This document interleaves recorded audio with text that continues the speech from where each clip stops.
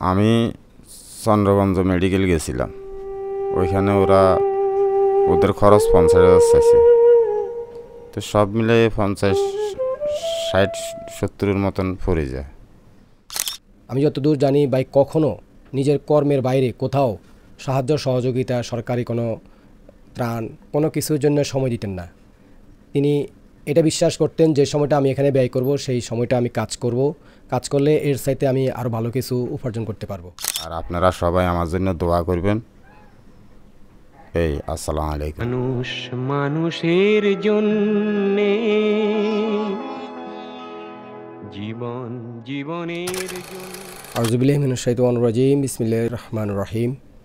এই মুহূর্তে দূরে এবং কাছে, দেশে প্রবাসে যে যেখান থেকে আমাদের কথাগুলো শুনছেন, আমাদেরকে দেখছেন, সবার প্রতি রইল আন্তরিক শুভেচ্ছা, অভিনন্দন, ভালোবাসা। আসসালামু আলাইকুম ওয়া রাহমাতুল্লাহি ওয়া বারাকাতুহু। আমি যে জায়গাটিতে আছি, এটি নোয়াখালী সদর উপজেলা 7 নম্বর ধর্মপুর ইউনিয়ন, হাফেজিয়া নগর, পূর্ব পাশ। তো আমার পাশে যে মানুষটিকে দেখতে পাচ্ছেন, ওনাকে আপনারা অনেকেই কম বেশি চেনেন, আব্দুর রহিম মিয়া, যেনাকে অনেকে মিয়া নামেই চিনেন এবং মিউ ভাই নামেই উনি পরিচিত। ভাইয়ের প্রথম 4টি মেয়ে এবং পরে দুটো ছেলে। এখনও সর্বোচ্চ হচ্ছে বড় ছেলের বয়স সর্বোচ্চ 10 বছর, তারপরে একটি ছেলে আছে, তারা 2 ভাই। দুটো মেয়েকে বিয়ে দিতে পেরেছেন। তৃতীয় মেয়ের কথাবার্তা চলা অবস্থায় গত 2 মাস আগে ভাই অসুস্থ হয়ে পড়েন। আসলে ফাইলস এমন একটি অসুবিধা, এটি যার হয়েছে এবং এই সম্পর্কে তীব্রতা আমরা অনেকেই জানি। সেই অসুবিধা নিয়ে কিন্তু ভাই আছেন। ভাইয়ের গত 2 মাসের বেশি সময় রোজগার বন্ধ হয়ে আছে। ভাই একমাত্র এই পরিবারের উপার্জনক্ষম ব্যক্তি। আসলে আমরা যতটুকু জানি, আজকে ভাইয়ের পক্ষে আমি কথা বলছি। আমি যতদূর জানি, ভাই কখনো নিজের কর্মের বাইরে কোথাও সাহায্য সহযোগিতা, সরকারি কোনো ত্রাণ, কোনো কিছুর জন্য সময় দিতেন না।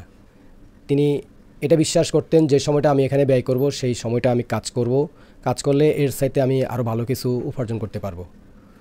এর মাঝেই ভাই এই অসুবিধা পড়েন। ভাই মোটামুটি জীবন জীবিকা নির্বাহের জন্য অনেক পরিশ্রম করেছেন জীবনে। সর্বশেষ সাইকেলে করে মানুষের বাড়ি বাড়ি নিয়ে যেতেন, মাছ কিনে মাছ বিক্রি করতেন, প্রায় 7-8 বছর সম্ভবত। এর আগেও অনেক খাটাখাটনি করেছেন, কঠোর পরিশ্রম করে এই পরিবারটিকে ধরে রাখার চেষ্টা করেছেন। কিন্তু এমন এক অসুবিধা ভাইয়ের জীবনে নেমে এসেছে। ভাই আপনাদের কাছে সুস্থ হওয়ার জন্য দোয়া চাচ্ছেন। আমরা তারপরেও কিছু কথা মিউ ভাইয়ের কাছ থেকে জানবো, আসলে কিভাবে কি হলো, ভাই চিকিৎসার জন্য আর কোথাও গিয়েছেন কিনা এবং ডাক্তার কি বলেছেন, খরচ কীরকম, আর এর খরচ সম্পর্কে আপনারা কম বেশি জেনে থাকবেন। ভালোভাবে ট্রিটমেন্ট করলে কীরকম খরচ হয়, মোটামুটি ট্রিটমেন্ট করলে কীরকম খরচ হয়। এখন আমি আপনাদের কাছে ভাইয়ের পক্ষ হয়ে আমি রিকোয়েস্ট করছি, ভাইয়ের জন্য আপনাদের দোয়া এবং আন্তরিক ভালোবাসার সহযোগিতা প্রয়োজন। আসসালামু আলাইকুম। আমি চন্দ্রগঞ্জ মেডিকেল গেছিলাম। ওইখানে ওদের খরচ 50,000 চাইছে। তো সব মিলে 50, 60, 70-এর মতন পড়ে যায়। তারপরে আরও জানলাম এই রোগ অপারেশন করার পরও যদি ভাইরাস থাকি যায় কোনো রকম, ওইটা আবার দেখা দেয়, যার কারণে আমি অপারেশনের দিকে আগাইতে পারি নাই। আর আমার কাছে এত টাকাও নেই, আমি আর অপারেশনের দিকে যাই নাই। আমি বাড়িতে চলে আসি এখন এখানে কবিরাজের চিকিৎসা নিতেছি। এভাবে উপরে আমি আসি। আর আপনারা সবাই আমার জন্য দোয়া করবেন। আসসালামু আলাইকুম। মিউ ভাই কথা বলছেন, এটাও অনেক বেশি, কারণ আপনারা জানেন যে এই অসুবিধায় জোরে কথা বলাও নিষেধ, জোরে কথা বলা যায়ও না। ভাই সর্বশেষ যে ট্রিটমেন্ট নিচ্ছেন, এটাও স্থায়ী সমাধান অনেক সময় হয়ে থাকে কারো কারো ক্ষেত্রে, যদি ভাগ্য ভালো হয়।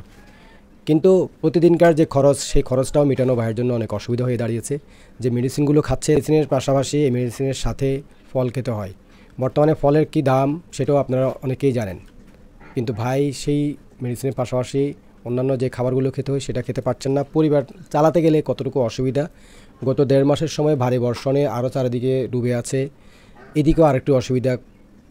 পরিবারের খরচ বহন করার ক্ষেত্রে অসুবিধা তো চলমান আছে, ভাইয়ের অসুবিধা রয়েছে। আপনাদের কাছে আবারও বিনীত অনুরোধ করছি, ভাইয়ের এই অসুবিধায় যদি আপনারা কেউ এককভাবেও পারেন ট্রিটমেন্টের ক্ষেত্রে, তাহলে ভাইয়ের আমরা একটা নম্বর দিয়ে দেবো, ভাইয়ের সাথে একটু যোগাযোগ করবেন। এটাই আমার সর্বশেষ আপনাদের কাছে রিকোয়েস্ট।